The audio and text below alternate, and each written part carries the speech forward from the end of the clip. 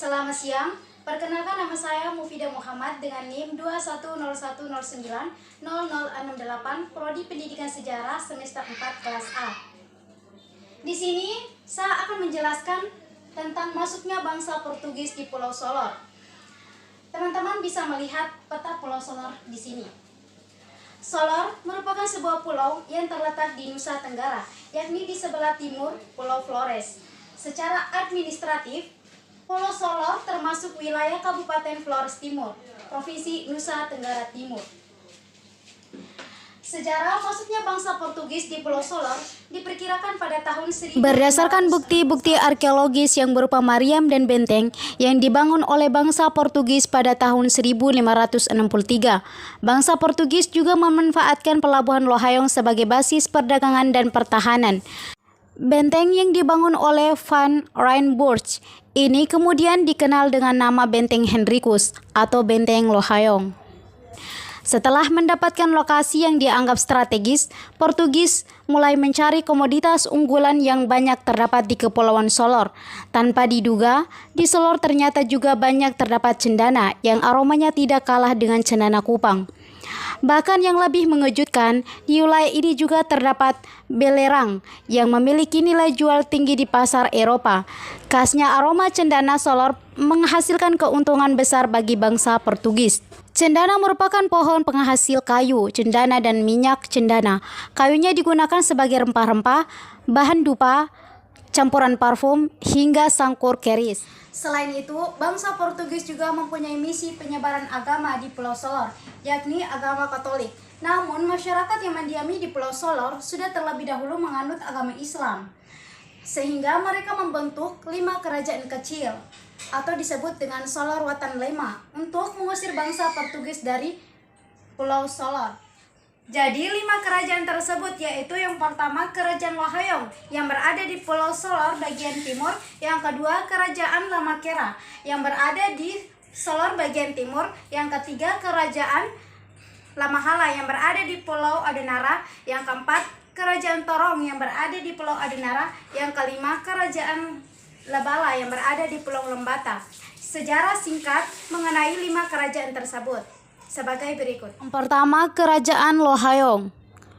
Lohayong sering disebut sebagai kerajaan tertua dari kerajaan Islam 5 pantai atau Solor Watan Lema. Anggapan ini dinasabahkan pada lokasi Lohayong sebagai pelabuhan transito penting di daerah NTT. Lohayong berada di Pulau Solor bagian tengah.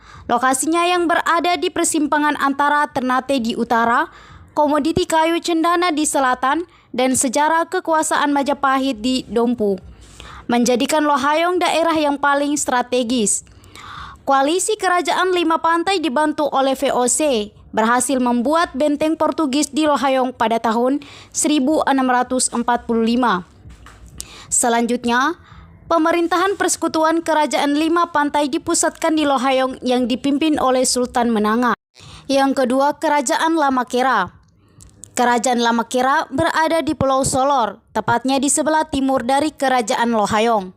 Lamakera menjadi tempat pertama yang disinggahi oleh Sultan Menanga di Pulau Solor, sebelum akhirnya menyiarkan agama dan membangun pemerintahan di Menanga, sebuah lokasi di perbatasan antara Lohayong dan Lamakera.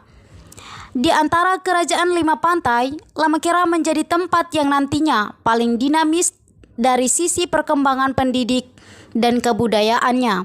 Gerakan pendidikan Islam yang berpengaruh di NTT lahir dari Lamakera ini, dipelopori oleh Abdul Syukur atau putra Raja Lamakera, Ibrahim Dasi. Saat ini, Lamakera merupakan daerah yang memiliki masjid terbesar dan termegah di NTT. Berdirinya Kerajaan Lamakera. Di belahan timur Adonara ada Kerajaan Lamahala dan Torong, serta 2 kerajaan di Pulau Solor yaitu Menanga, Lamakera, serta sebuah kerajaan Labala atau di Lembata.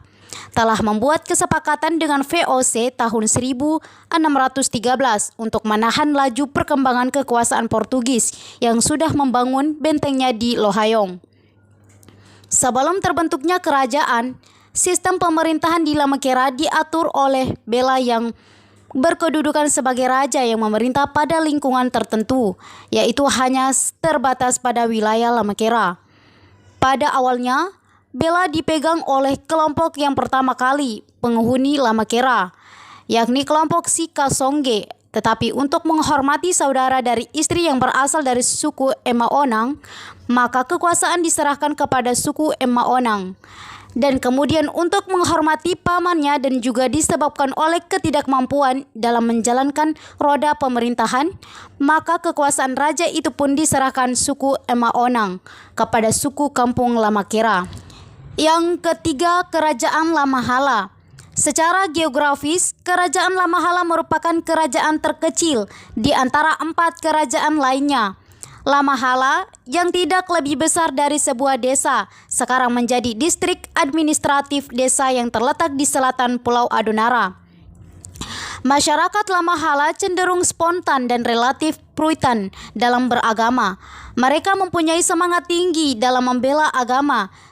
Kini, tak kurang dari 14 surau dan 1 masjid besar bernama Jami Al-Ma'ruf telah berdiri dan terus menyiarkan Islam di Lamahala. Kuatnya nafas Islam di Kerajaan Lamahala tidak terlepas dari latar belakang sejarahnya sebagai salah satu kerajaan Islam di Flores Timur.